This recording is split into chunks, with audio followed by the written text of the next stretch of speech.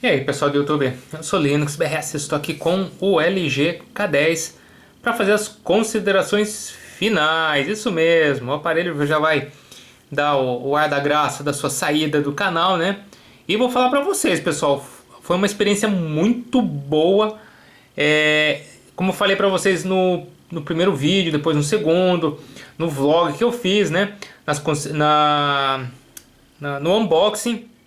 Eu perguntei para dois criadores de conteúdos, né, do YouTube, foi o Fábio do Brasil Geek e o Fábio do Tecnoanálise.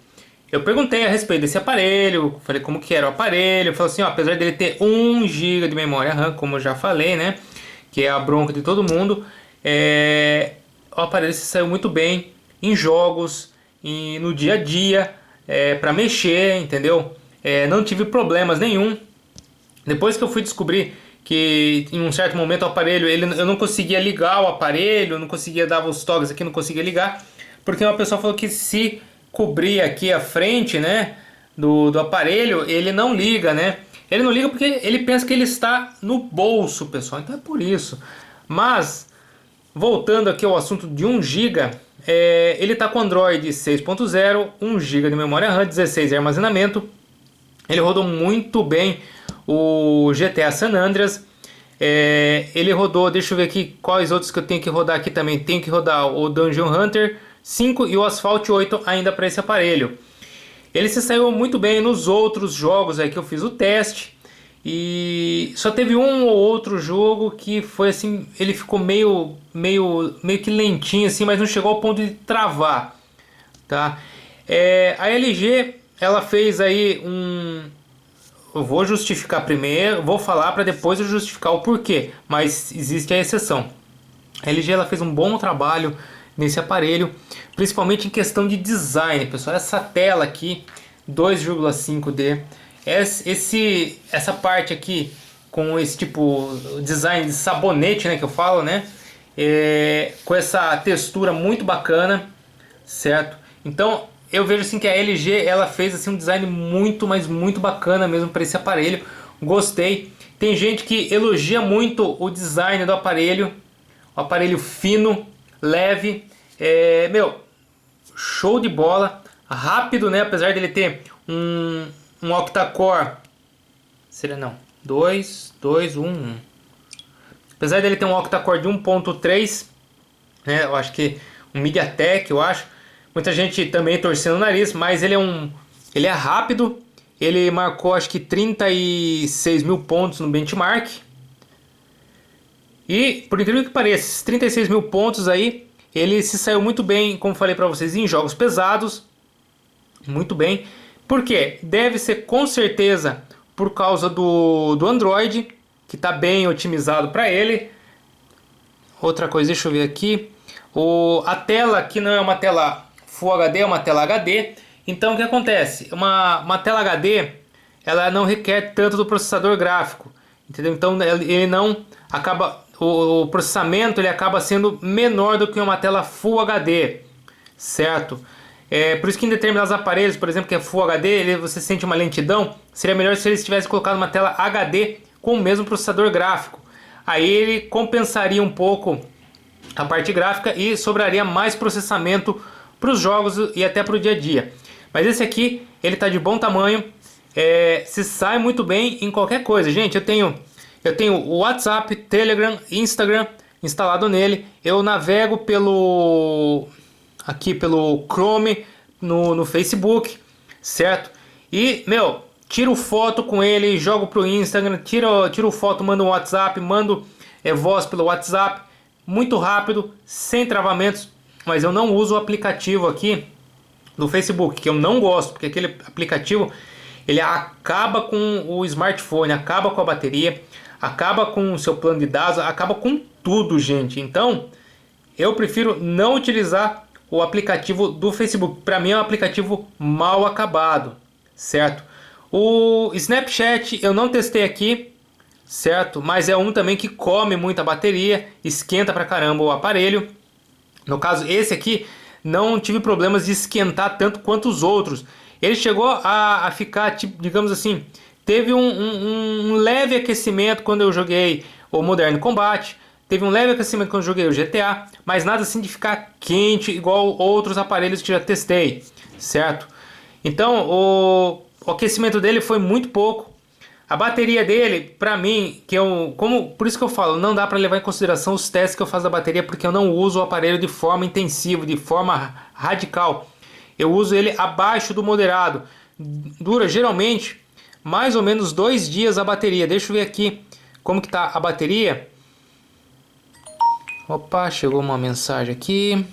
Cadê a bateria? Não é? É aqui, não é aqui, é aqui. Aqui bateria, descarregando.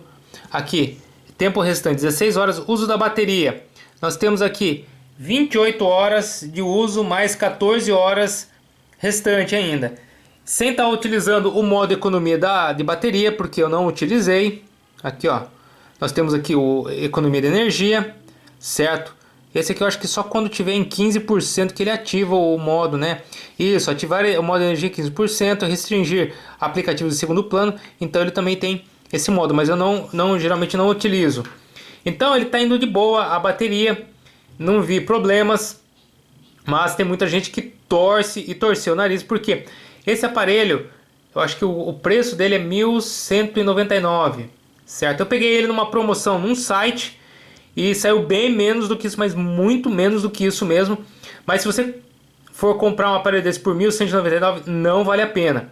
Vale a pena se você conseguir pegar, por exemplo, a R$ 800, certo? 900, 800 reais. Quanto menor o preço, melhor ainda. Aí sim passa a valer a pena você pegar um aparelho desse aqui. Por exemplo, 900 reais, tá bom, 800 reais, maravilha. Então é a hora de você ir lá e comprar. Ele tem entrada para 2 chips, né? De operador, entrada para cartão micro SD, mas ele não tem NFC, ele não tem LED de notificação, certo? Já estou te falando isso aí para vocês, que é as considerações finais. Ele não tem OTG e MHL, obviamente. Se ele tem OTG, ele pode ter MHL, mas se ele não tem OTG, com certeza ele também não vai ter MHL, certo? Apesar de um não ser interligado ao outro, mas geralmente tem OTG, tem chance muito grande de ser MHL. Não tem OTG, não tem chance de ser MHL, certo? Mas o MHL hoje em dia está sendo muito pouco utilizado pelos aparelhos. Quase nenhum aparelho mais tem MHL. MHL, pessoal, para quem não sabe, é aquela saída micro USB que você coloca aqui, sai uma HDMI para você colocar na sua TV, na sua Smart TV ou na sua TV aí que tenha uma entrada, uma saída HDMI. Entrada HDMI. Isso, porque aqui ele passa a ser saída e na TV é a entrada HDMI. Então ele não tem esses, como se diz? Esses recursos que eu falei para vocês. NFC, LED de notificação e o MHL e o OTG. MHL tudo bem, mas o OTG, que seria o principal, ele não tem, certo?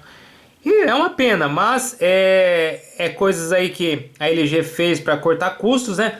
Não, ao meu ver, não precisaria.